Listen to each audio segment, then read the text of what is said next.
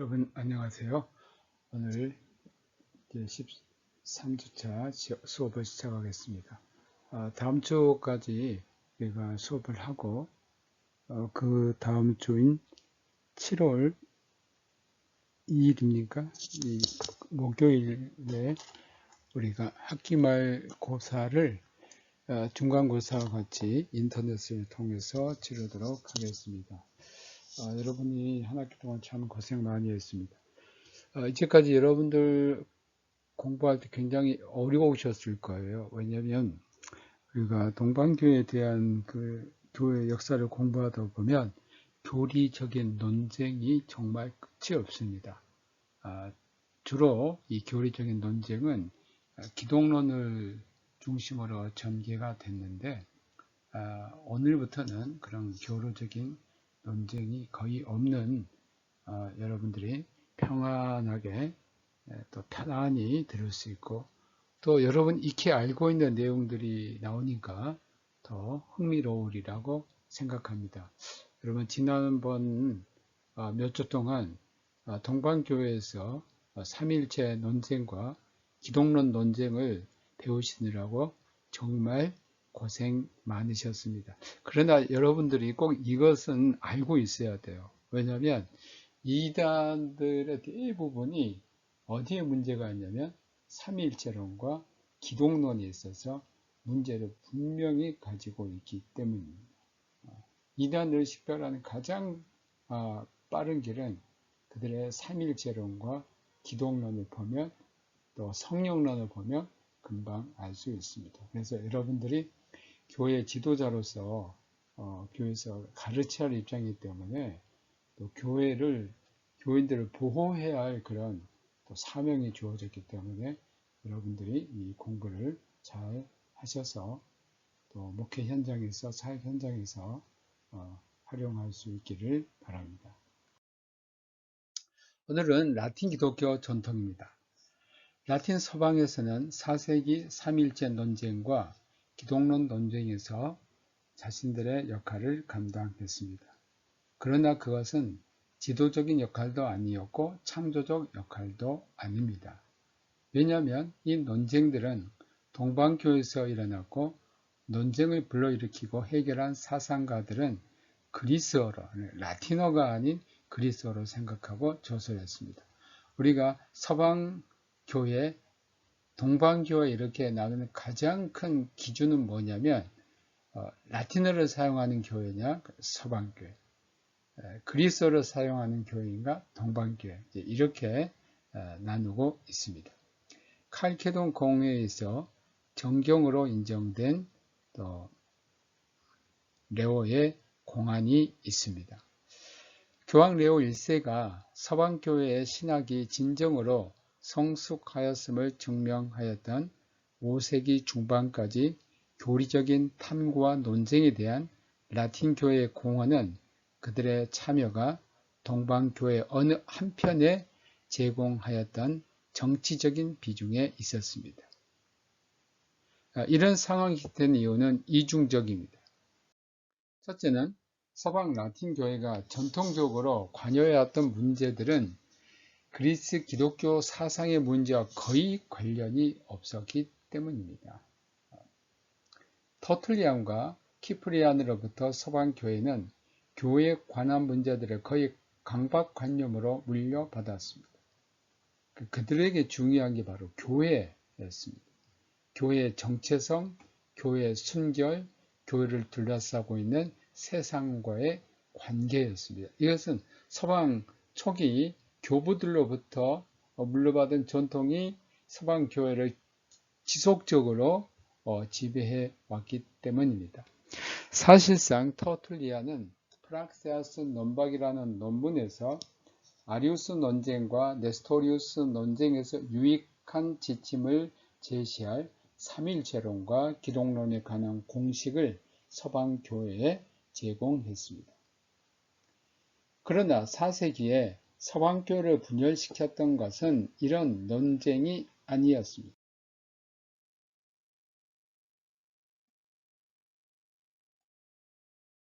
서방 교회들의 지속적인 관심사는 도나투스파 분열로 촉진된 교회론적인 문제들이었으며 또한 스페인과 아퀴텐에서 일어나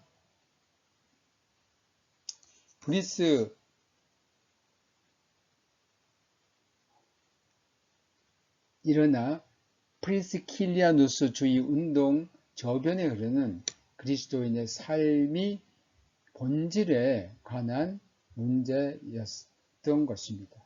이 프리스킬리아누스주의라는 것은 스페인에서 4세기 초 엘비라 총의 306년 또 312년 그때 엄격주의적 방향과 세계 지향적 방향이 서로 투쟁을 했습니다.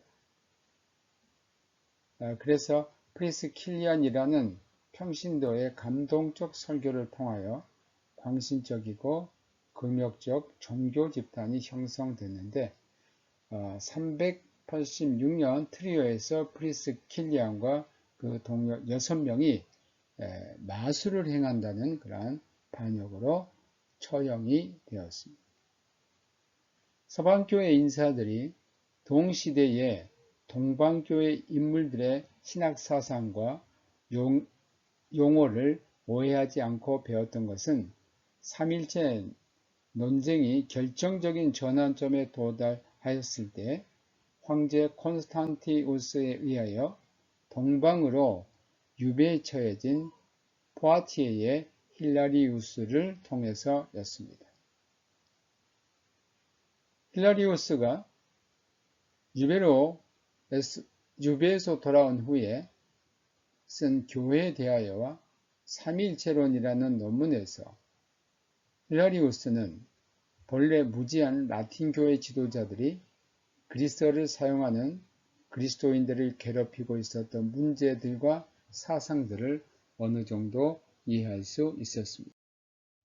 둘째는 키프리안이 죽은 이후 한 세기가 넘도록 라틴 기독교는 인류 구배 신학적 지도자를 전혀 배출하지 못했다는 사실에서 찾을 수 있습니다. 키프리안 이후에 걸출한 신학자가 라틴 기독교에는 없었다는 겁니다. 즉, 어거스틴이 등장하기 전까지.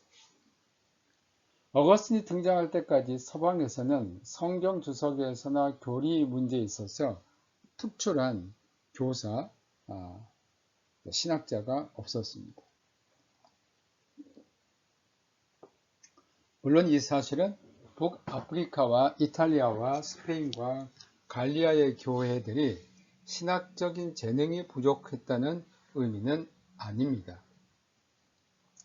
도나투스주의자 티코니우스는 북아프리카에서 지속된 교회에 관한 논쟁에 중요한 기여를 하였을 뿐만 아니라 규율서라는 저서에서 해석학적 작품을 쓰기도 했습니다. 어거스틴은 그 작품에 대하여 감탄했고 그것을 자신의 주석 방법을 다루는 데 이용하기도 했습니다. 4세기 중엽 로마 교회는 아리우스주의자들에 맞서서 신플라톤주의 철학자 문체로 학식 있는 글을 저술한 한 개종자를 얻었는데 그 사람은 아프리카 출신 마리우스 빅토리누스라는 저명한 철학자이자 수사학자였습니다. 전체적으로 볼 때 이 시기 라틴 기독교는 이전 시대의 라틴 문명이 일반적으로 그러했던 것처럼 여전히 그리스의 자료들에 의존하고 있었습니다. 밀라노의 암브로시우스는 이 사실을 보여주는 한 사례입니다. 그리스어 대가였던 그는 자신의 설교와 논문들에서 그리스의 학식에 대한 열정적인 취향을 과시하였을 뿐만 아니라 동방의 주석가들이란 사상가들에게서 감탄할 정도로 기꺼이 사상들을 골라 모으는 태도를 보여주었습니다. 오직 제롬과 아킬레아의 루피누스와 히포의 어거스틴과 펠라기우스에 이르러서야 라틴 신학은 지적이고 문학적인 성숙함에 이르게 됩니다. 다음으로 서방 라틴 신학자인 제롬입니다. 제롬이라고도 하고요. 또 독일어권에서는 히에로니무스라고 합니다. 제롬은 고대 서방교회가 자랑할 만한 학자입니다. 331년 달마티아 지방의 스트리도에서 태어난 그는 로마에서 수학했고 문법, 수사학과 라틴 문학의 대가가 되었습니다. 제롬은 자신이 기독교 문학과 금욕적인 생활에 관한 관심을 최초로 확신한 곳이었던 독일의 트리어에서 잠시 머문 뒤 몇 년 동안을 달마티아와 아킬리아에서 경건하고 학식 있는 그리스도인들과 어울려서 지냈습니다. 372년 자신의 성격에 대한 강한 비판을 받고 그들로부터 쫓겨난 제롬은 동방으로 향했습니다.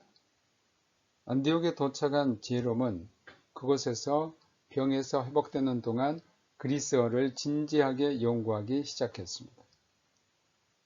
그 후에 오래지 않아서 그는 금욕적인 생활에 완전히 헌신하기로 결심을 했습니다. 374년에 그는 안디옥 북쪽의 광야로 은퇴하여 그곳의 언덕에 거주하고 있었던 무수한 은자들 속에서 살았습니다.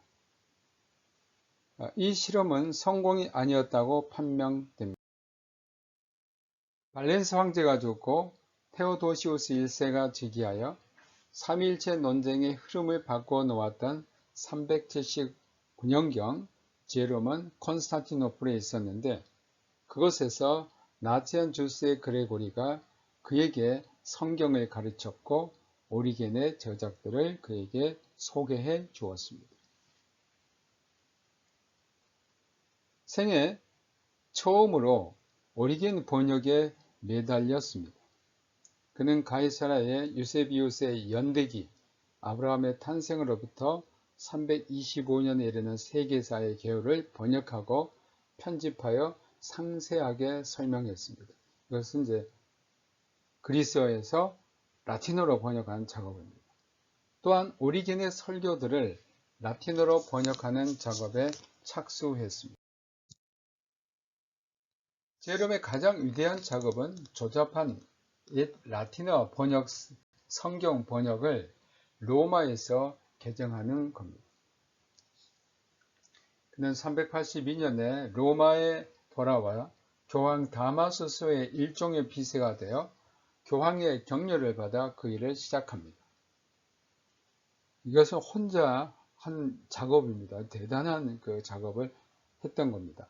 22년이 넘는 기간에 그는 신약 성경의 복음서 번역을 완성했고 로마에서 388년경 신약 성서 번역을 완료했고 이건 물론 이제 라틴어로 번역한 겁니다. 그리스에서 라틴어로. 그리고 구약 성경의 번역을 팔레스타인에 가서 다 마칩니다. 이것은 히브리어에서 라틴어로 번역을 한 겁니다. 그는 베들레헴에서 유대인 동료들의 도움으로도 구약을 번역했습니다. 제롬이 70인역이 아닌, 즉 70인역은 히브리어 구약 성경을 그리스어로 번역한 것이 바로 70인역이죠. 이 70인역이 아닌 히브리 언어 성경을 직접 사용했다는 것에서 학문적 건전성이 입증이 됩니다.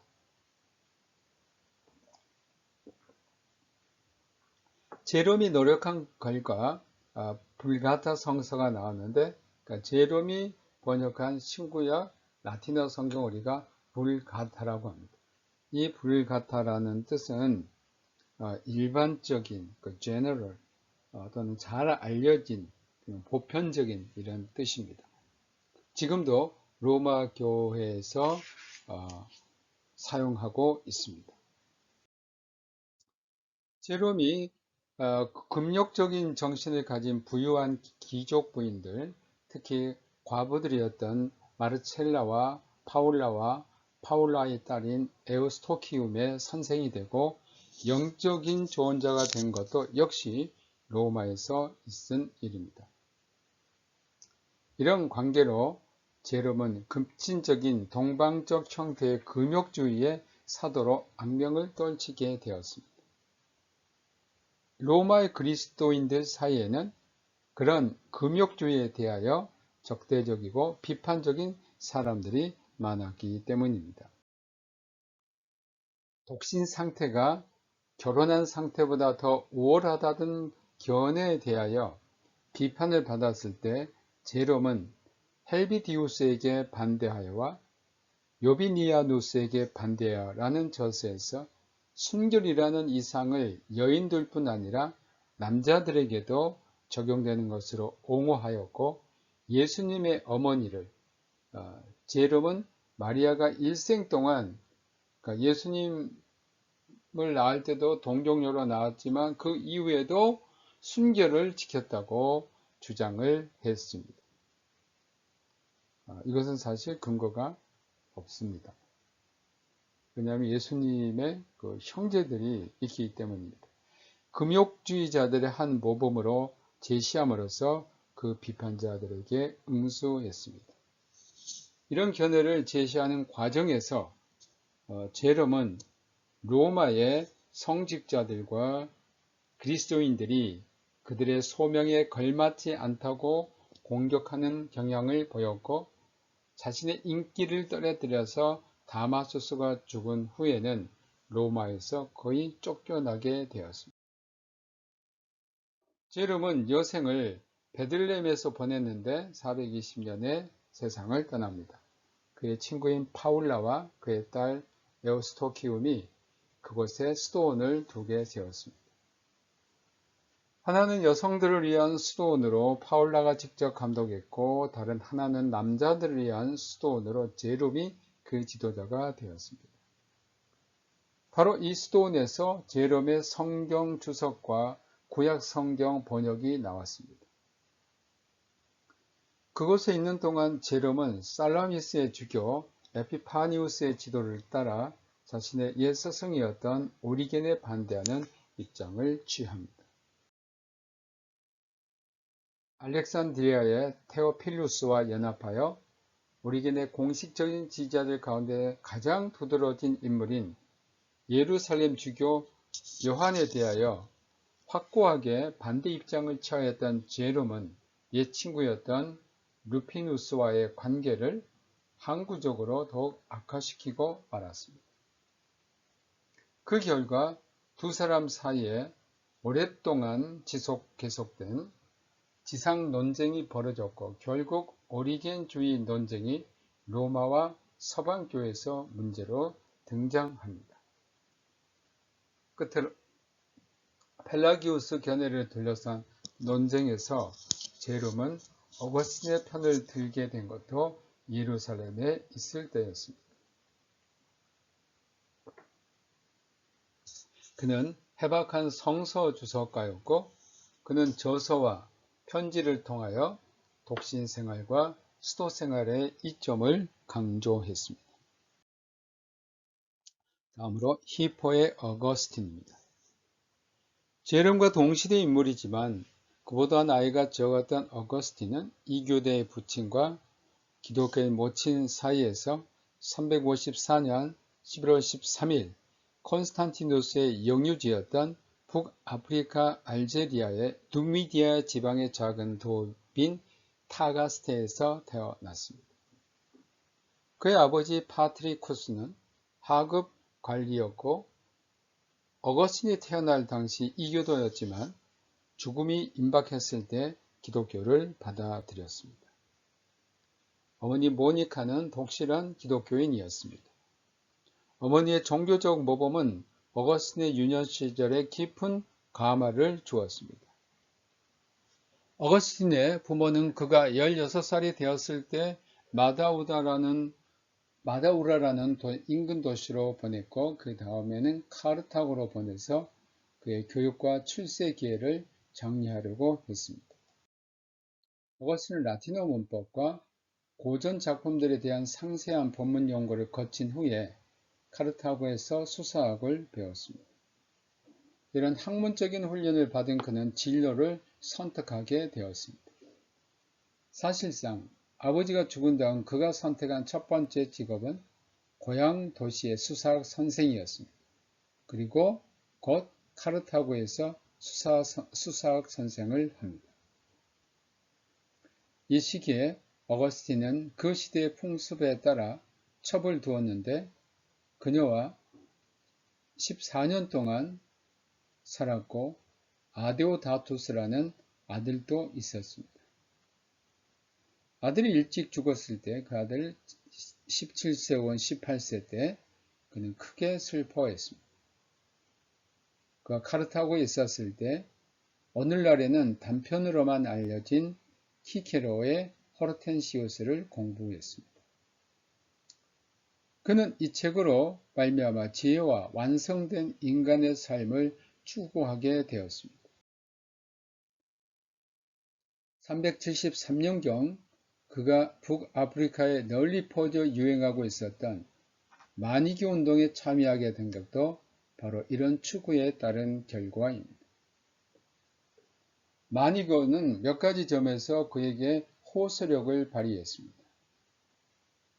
그 가운데 한 가지는 마니교가 그 체계적인 이론으로 악의 문제에 대하여 호소력 있는 해결책을 제시하였다는 점입니다. 악의 문제는 이런저런 형태로 일생을 통하여 끊임없이 어거스틴을 따라다녔던 문제였습니다. 또 다른 이유는 마니교가 구약을 거부하였다는 점입니다. 회의적인 젊은 지성인에게 구약의 문학적이고 도덕적인 미숙함이 문제가 되었던 것입니다.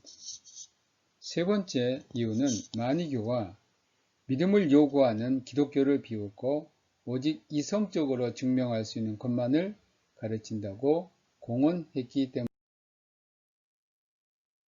9년 동안 어거스틴은 마니교에 머물면서 때로는 카르타고에서 때로는 타가스테에서 연구와 교육에 종사했습니다. 그의 동료들은 그를 강권하여 존경받는 마니교의 지도자 파우스투스를 만나게 했습니다. 파우스투스의 불합리한 해설은 그의 마음속에 쌓인 환멸을 극에 이르게 했습니다. 그는 키케로의 어떤 저작들 속에서 배운 학구적인 회의주의 쪽으로 마음이 움직이기 시작했습니다.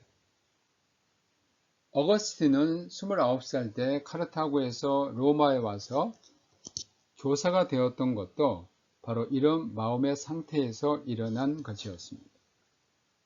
이런 이주는 그가 북아프리카에서 유능하고 장래성 있는 젊은 수사학자로서 얻었던 명성을 또한 증거해 줍니다.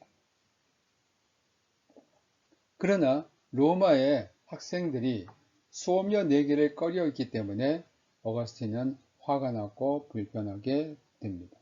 이런 내용들은 어거스틴의 그 고백록에 나오는 내용들입니다. 그러므로 그는 제국의 수도인 밀라노의 공식 수사학 교수직 제의를 기꺼이 받아들였는데 그것은 로마의 장관인 심마쿠스가 그에게 제공한 것이었습니다. 또한 마니교 친구들의 호의를 통하여 얻은 자리입니다. 그는 384년 밀라노에 가서 수사학을 가르쳤고 상당한 인기를 얻었습니다. 밀라노에서 어거스틴은 밀라노의 감독 암브로시우스의 능력 있는 설교를 접하고 감명을 받습니다. 구약 성경에 대한 암브로시우스의 모형론적 그리고 알레고리적 해석은 어거스틴을 어머니의 신앙으로부터 멀어지게 만들었던 문제들 가운데 하나를 해결했습니다. 그러니까 어거스틴에게 이 기독교를 접하는데 또 기독교의 신자가 되고자 하는 가장 큰 걸림돌이 바로 구약의 내용들이었습니다. 구약에 나오는 그 끔찍한 전쟁들, 또 하나님의 그러한 진노, 심판, 이게 어거스틴을 기독교가 뭔가 지금 잘못된 것이 아닌가. 이러한 전쟁과 죽음과 이런 그 구약에 있는 내용들이 어거스틴을 굉장히 괴롭게 했고, 이것으로 인해서 그 기독교를 점점 이제 떠나게 되는데, 암브로시우스의 이제 구약에 있는 내용들의 설교를 듣고 그 마음이 이제 바꿔지게 됩니다. 암브로시우스가 구약을 해석하였을 때 구약은 그 조잡한 모습을 감추었고 놀라울 정도로 깊이 있는 의미를 드러내 보였습니다. 또한 암브로시우스는 그에게 물질적인 것이 실체라는 사상, 즉 비공간적이며 만질 수 없는 존재 양식으로 하나님과 영혼들에게 적합한 존재 방식을 소개해 주었는데, 그 사상은 적어도 어거스틴에게는 혁명적인 생각이었습니다. 어거스틴이 신플라톤주의와 만나게 된 것은 그에게 기독교 신앙을 받아들이는데 직접적인 준비를 갖도록 기본적인 변화를 주었습니다. 빅토리누스의 번역서를 통하여 어거스틴은 신플라톤주의에 접속이 됩니다. 이것은 그에게 거의 계시와도 같은 것이었습니다. 마니교의 유물론과 이율론 대신에 이제 영적 세계 안에만 참된 세계가 있다는 사실, 또 하나님 안에 모든 선의 근원뿐 아니라 모든 실체의 근원이 있다는 사상을 알게 되었습니다. 악은 마니교에서 주장하는 것처럼 적극적인 존재가 아닌 부정적인 것으로 선의 결핍이며 하나님으로부터 떨어져 나온 의지라는 것을 알았습니다. 그래서 어거스틴은 하나님을 아는 것이 최고의 복이다라는 사실을 알았고, 이 새로운 철학은 어거스틴에게 영향을 주었고 그리스도교를 받아들일 수 있도록 해 주었습니다. 그러나 이런 모든 지적 혁명과 그것에 수반된 모든 흥분과 새로운 전망들에도 불구하고 어거스틴은 여전히 명예와 이익과 결혼을 갈망하는 입신 출세주의자로 남아 있었습니다. 그의 어머니가 적합한 혼인 상대를 물색하는 데 또한 도움을 주었습니다. 그 사람과 약혼하기 전에 그 소녀는 실제로 결혼하기에 너무 어렸는데, 어거스틴은 관습법에 따라 오래 함께 살았던 첩을 내보냈는데 결과적으로는 어쩔 수 없이 또 다른 섹스 파트너를 맞아들인 것이 되었습니다. 그러나 그의 친구들은 독서와 사색과 함께 지혜를 추구하는 일에 전념하는 은퇴 생활의 장점들을 고려하게 되었습니다.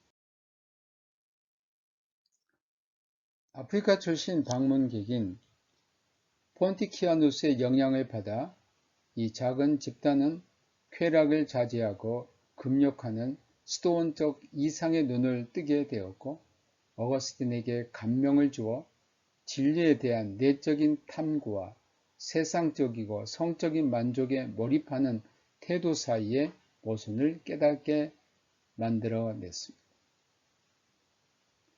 어거스틴이 겪게 된 갈등은 밀라노의 한 정원에서 펴서 읽어라,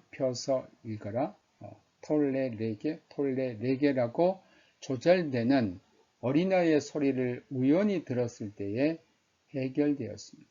그래서 그는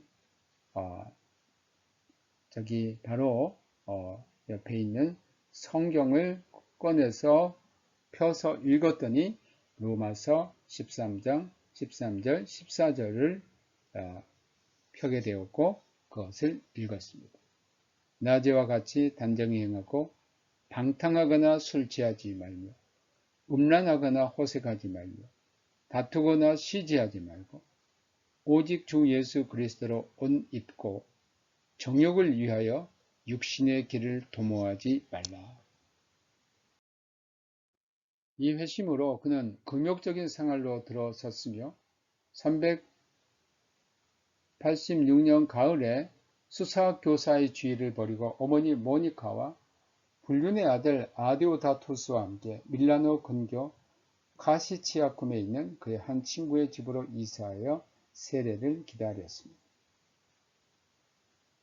387년 부활절에 그는 그의 아들과 함께 밀라노에서 암브로시우스로부터 세례를 받았습니다.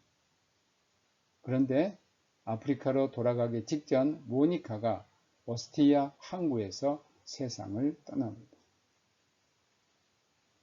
세례를 받음과 거의 동시에 어거스틴은 많이 교도들을 반박하는 글을 쓰기 시작했습니다. 다가스트에 돌아온 어거스틴은 금욕주의자들의 조그만 공동체를 세웠습니다. 391년 누미디아 지방의 히포라는 항구 도시를 방문하였을 때 그는 사람들에게 붙들리게 되었습니다. 그는 거기서 거의 강제로 주교 발레리우스에 의해 사제서품을 받았고 발레리우스가 죽은 후에 395년 사제서품을 받았고 395년 히포의 협동주교에 임명되었습니다. 그리고 주교 발레리우스가 죽은 후에 곧 교구 전체를 책임지게 되었고 430년 8월 28일 죽을 때까지 히포의 주교로 사역했습니다. 어거스틴이 주교직을 계승한 것은 그의 생애에서 전환점이 되었습니다. 이제는 성경과 그 해석 그리고 북아프리카 교회들의 실제적인 문제들에 더 관심을 기울여야 할 목회자가 된 겁니다. 그러니까 어거스틴은 또 신학자요, 또 목회자요, 또 주교니까 교회를 다스리는 행정가요, 그 여러 역할을 혼자 다 했고 아프리카 돌아가고 나서는 결혼도 하지 않고 일생을 독신으로 하나님께 헌신하며 살았습니다. 그는 고백록에서 영적인 자신의 순례와 회심을 인간이 하나님과 관계에서 처해 있는 보편적인 상황의 실마리로서 또 신뢰로서 해고적으로 다루었습니다. 자신의 과거를 요약하고 미래로 눈을 돌린 이 뛰어난 작품, 바로 고백록입니다. 어거스틴은 그가 직면하게 될 모든 주요한 문제에 관한 그의 사고에 스며들게 될 주제를 여기에서 하나 이야기하고 있습니다. 그 가장 중요한 주제, 그 고백록에 흐르는 가장 중요한 주제가 바로 인간의 자아는 하나님에 대한 지식과 사랑을 위하여 창조되었기에 어거스틴이 이 고백록에서 말하는 주제가 바로 다음과 같은 것입니다. 당신은 우리를 당신을 향하도록 만드셨기에 당신 안에서 쉼을 찾기까지 우리의 마음은 안식을 얻지 못합니다. Petistis nos adte et inquietum est nor nostrum donec requiescat in te. 이제 라틴어로 이제 되어 있는 걸 여러분들에게 소개합니다. 언제나 식별될 수 있거나 혹은 이해되지는 않는 방식으로 작용하는 하나님의 은혜와 사랑만이 인간의 사랑의 방향을 다시 조정할 수 있고 그 사랑을 완성하는 궁극적인 원천, 즉 하나님에게 집중할 수 있게 해줍니다. 고백록의 구성 자체에서 나타나는 이 주제는 거의 같은 시기에 행하여졌던 어거스틴의 바울 연구에서도 나타납니다.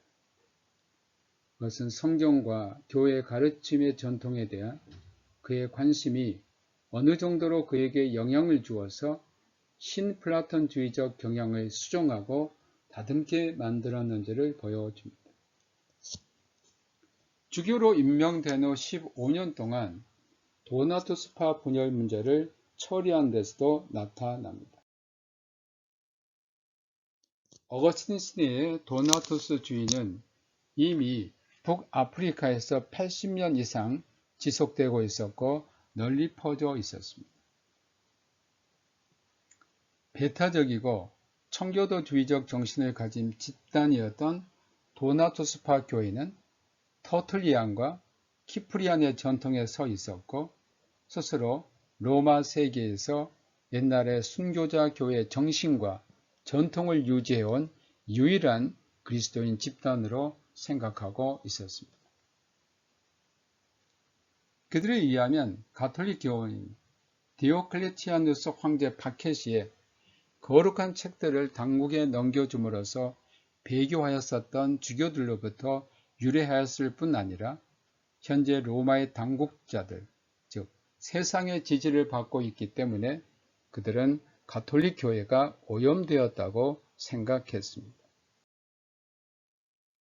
따라서 도나투스주의자들에게는 가톨릭 교회가 전혀 교회가 아니었습니다. 가톨릭 교회는 그 순수하지 못함과 주교들과 성직자들의 타협 때문에 하나님의 성령을 박탈당했고 따라서 구원 영역 밖에 있다고 그들은 판단했습니다. 이런 이유 때문에 도나투스주의자들은 가톨릭 교회에서 베풀어지는 세례를 인정하기를 거부했고 도나투스파 집단에 가입한 가톨릭 교인들은 다시 세례를 받았습니다. 그러니까 재세례를 한 겁니다. 어거스틴 시대에 도나투스파 교회와 가톨릭 교회 사이의 적대감은 이미 확고하였고 악화가 되었습니다. 서로 상대방이 가한 폭력을 기억함으로써 그 적대감이 유지되었고 상호 간의 일상적인 사회적 교류를 거부함으로써 더욱 그런 적대감이 깊어졌으며 분열은 북아프리카의 생활에서 기존 사실이 되었습니다. 어거스틴은 교회가 순수한 집단이 될 수 있다고 생각하지 않았습니다. 3세기 로마 주교들의 전통에서 그리고 실제로 카르타고의 키프리안 자신에게서 어거스틴은 교회가 심판날까지 그 속에서 알곡과 가라지가 함께 자라게 될 혼합된 집단이라는 사상을 발견한 겁니다. 그는 교회의 거룩성이 세례를 베풀고 성찬식을 거행하는 혹은 사제를 임명하는 목회자의 거룩성이나 순결함에 달려 있는 것이 아니라 오직 교회 거룩성은 하나님 자신의 은혜로우신 사랑에 달려 있다고 믿었습니다. 따라서 그는 성례들을 실제로 효과적으로 집행하는 자는 인간인 사제가 아니라 그리스도이며 인간인 대리인이 행하는 사역은 단지 상징이며 통로에 불과하다고 주장을 했습니다. 그러니까 세례를 베푸는 자의 어떤 신앙과 그들의 인격에 따라서 세례의 유효성, 무효성이 결정되는 것이 결코 아니다. 왜냐하면 그 세례를 베푸는 자는 오직 하나님의 그 도구, 통로일 뿐이고 실제로 세례를 베푸는 분은 누구냐? 우리가 성부, 성자, 성령의 이름으로 세례를 받기 때문에 삼일째 하나님이며 그리스도이다. 왜 그런가? 그리스도께서 우리들에게 세례를 베풀라고 했기 때문에 예수님이 하라는 것을 하기 때문에 이것은 근원적으로 따지면 바로 예수 그리스도이다. 이렇게 주장을 했습니다. 바로 그 성례를 집행하는 인간 사제가 아니고 그 집행하는 분은 그리스도라는 것입니다. 어거스틴은 교회가 그 자체의 거룩성이나 그 주교의 거룩성에 힘입어 사는 것이 아니라 단지 그리스도 안에서 하나님의 은혜를 힘입어 사는 것이라고 주장했습니다. 훨씬 후대에 중세 신학자들이 표현한 것처럼 성례들은 인간인 목회자의 존재나 행위 때문에 엑스 오페란티스 유한 것이 아니고 교회가 하나님께서 언약하신 은혜에 의지하여 그 성례 자체를 행하기 때문에 엑스 오페레 오페라토, 그게 바로 성례 자체는 그것을 인하여서 유효한 것이라고 했습니다. 그러나 교회가 은혜 안에서 그리고 은혜를 통하여 산다는 이 믿음은 어거스틴으로 하여금 도나투스파 집단도 실제적인 의미에서 교회라는 확신에 이르게 했습니다. 도나투스파 교회의 세례와 성찬식은 의미 없는 것이 아니었습니다. 그들의 성례는 결함이 있는 혹은 무능한 것이었습니다. 보편교회와 적대적으로 갈라진 상태에서 베풀어졌기 때문에 그 성례들은 그것들이 나타내도록 의도되었던 열매를 맺을 수 있는 사랑의 토양을 결핍하고 있었다고 어거스틴은 보았습니다. 그러므로 도나투스파 교회들은 나머지 교회들과 화해할 필요가 있었습니다. 어거스틴은 이런 목적을 위하여 헌신했습니다. 도나투스파가 가톨릭 교회에 들어오는 것이 가망성이 없다는 것을 인식한 어거스틴은 제국 법정이 도나투스주의자들에 반대하는 입법을 하도록 권장하는 일에 동참을 했습니다. 카르타고 주교회를 열어 도나투스파 주교들이 그들의 입장을 밝히거나 혹은 그 결과를 감수하도록 소환된 이후에 이런 정책은 마침내 411년에 시행되었습니다. 어거스틴은 여러 가지 방식으로 국가 권력이 호소한 이 조치를 정당화했습니다. 한편으로 그는 누가복음 14장 23절을 인용했습니다. 다른 한편으로 그는 이런 법적인 제재가 실제로 많은 도나투스주의자들을 다시 가톨릭 진영으로 돌아오게 하였고, 또한 자신의 원래 예상과는 반대로 그들이 신속하게 그들 회중들의 아주 정상적인 회원들이 되었다고 실용적인 방식으로 언급했습니다. 그러나 도나투스파에게 내려진 박해 정책은 성공을 거두지 못했습니다. 도나투스 운동은 좌절되었고 그 지지자들 가운데 많은 사람이 가톨릭 교회로 돌아왔지만 그럼에도 불구하고 살아남았습니다. 도나투스주의자들은 이슬람이 로마의 속주였던 북아프리카를 정복하였을 때에야 사라졌습니다. 411년 이후에 도나투스파 문제는 어거스틴의 중요한 관심사에서 벗어났으며 이제 중요한 관심사는 삼위일체론이라는 위대한 논문을 완성하는 일입니다. 그는 이 일을 10년 전에 시작하였으나 처음 4권과 오늘날 판의 제8권을 마친 후에는 제쳐두었습니다. 그러니까 이 작품은 완성되지 않았습니다. 그는 삼위일체의 문제를 신학자들이 어떻게 하나님을 묘사하는가에 관한 문제라기보다는 어떻게 인간의 지성이 삼중적인 존재로 계시는 하나님을 이해하는가에 관한 문제로 파악을 했습니다. 하나님은 사랑의 행위 안에서 가장 확실하게 알려질 수 있으며 체험될 수 있다는 것이 어거스틴의 사상입니다. 하나님은 사랑의 온천이며 대상이고 힘이십니다. 사랑을 선택하고 실행하는 속에서 인간의 자아는 하나님의 존재와 행위의 새 인격적인 구조 속으로 들어가며 그래야 일종의 반사적인 인식에 의하여 하나님을 알고 사랑합니다.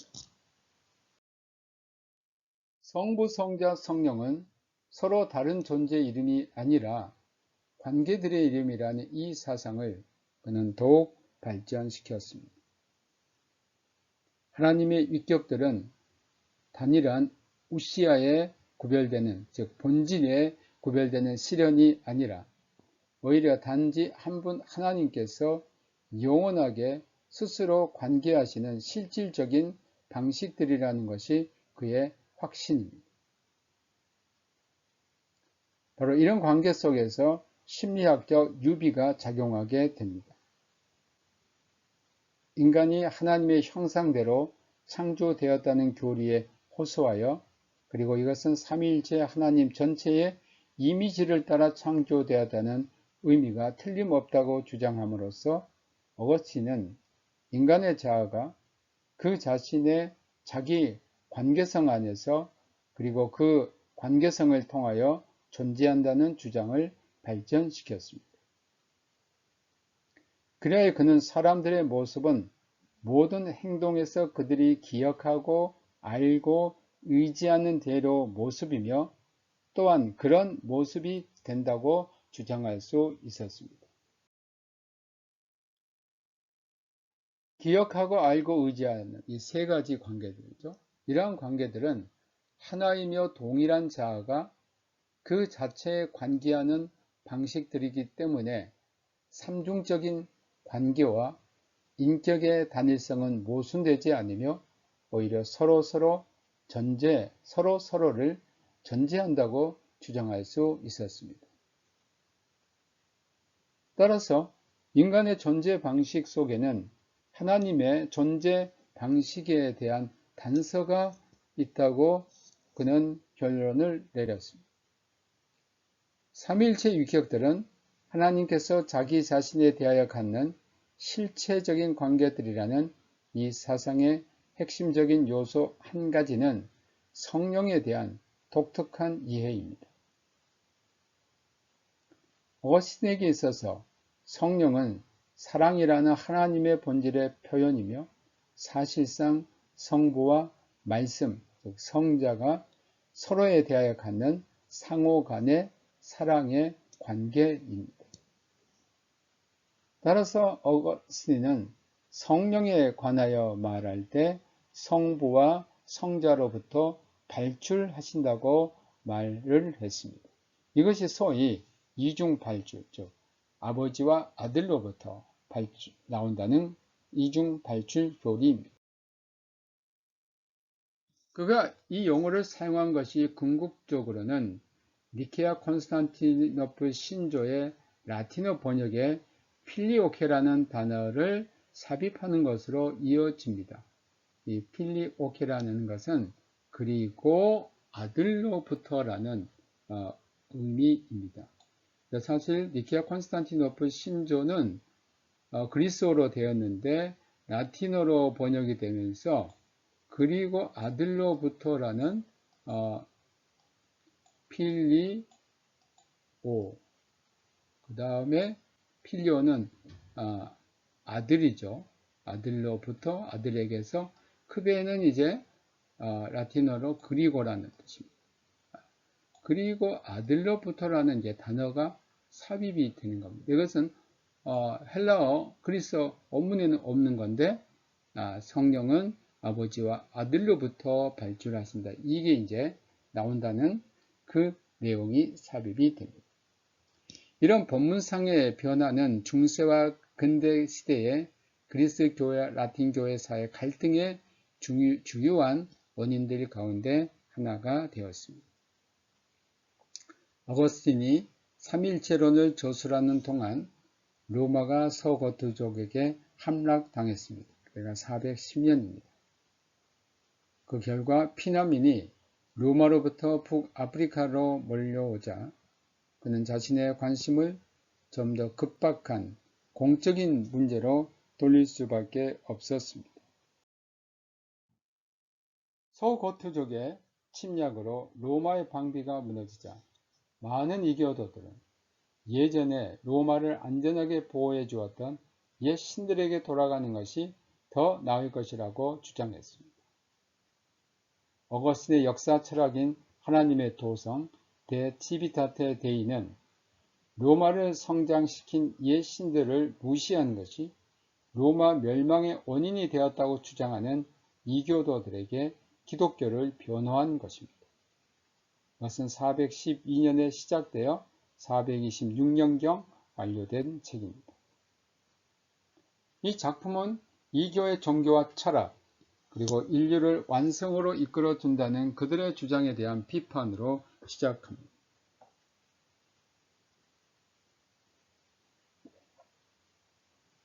인간 노력의 올바른 목적은 하나님 자신이며 또 하나님과 교제하는 인간 사회인데 그 사회는 오직 역사가 끝난 후에 실현될 것이라고 어거스틴은 주장합니다. 신자들은 이 세상에 나그네로서 영원한 고향을 향해 순례합니다. 하나님에 대한 첫 번째 반역 이후 두 가지 사랑을 기초로 한 두 왕국이 형성되었는데 자기의 내지는 하나님에 대한 모욕에 의한 지상적 사랑과 하나님에 대한 사랑 내지는 자기 모욕에 의한 하늘의 사랑, 이 두 사랑의 대표자는 바로 가인과 아벨입니다. 즉, 이 세상에는 두 가지 왕국이 이제 형성됐는데 하나는 자기 일을 중심으로 한 그 왕국, 또 하나는 도성, 또 하나는 하나님에 대한 사랑, 이런 도성이 형성되었습니다. 대표적인 인물로 바로 가인은 자기의 대표적인 첫 번째 인물, 또 아벨은 하나님에 대한 사랑의 첫 번째 인물입니다. 이 세상에서 그 자신이 나그네와 순례자임을 고백하는 자는 누구나 하나님의 도성에 속한 사람입니다. 하나님을 무시하는 영혼을 가진 땅의 도성 중 가장 뛰어난 대표적 존재는 이교 도시 바벨론과 로마이나 다른 모든 시민 국가들도 어느 정도는 이를 구현하고 있다고 보았습니다. 그러나 이 땅의 도시가 다 악한 것이 아닙니다. 비교적 선할 수 있다는 겁니다. 왜냐하면 이 땅의 도시에서도 평화와 정치적 질서가 이루어지고 있기 때문입니다. 그러나 이 땅의 도성은 하나님의 도성이 커짐에 따라 사라져야 합니다.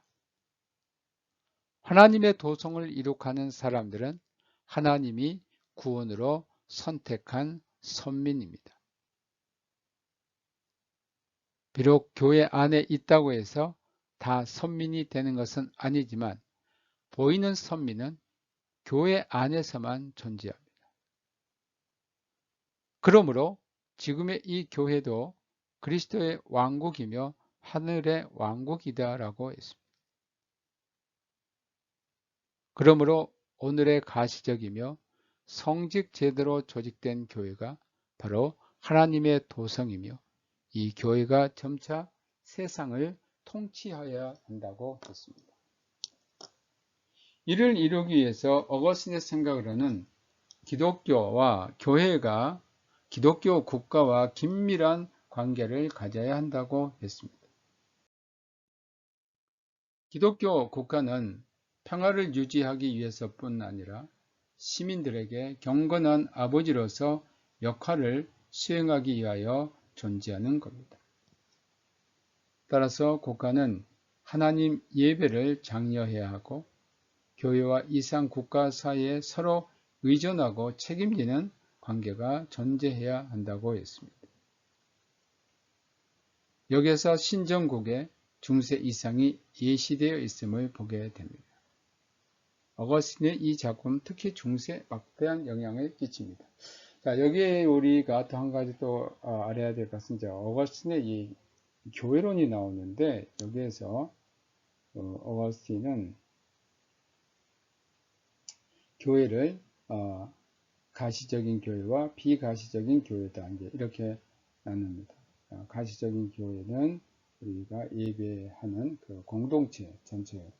근데 이 안에 비가시적인 보이지 않는 교회가 있는데 이 보이지 않는 교회에 있는 사람들에게만 이들은 사랑과 믿음의 띠로 연결되어 있고 이들에게만 구원이 보장이 되고 그렇지 않는 사람들에게는 구원이 없다라는 이런 교회론에 대한 것도 여러분들께 말씀을 드리겠습니다.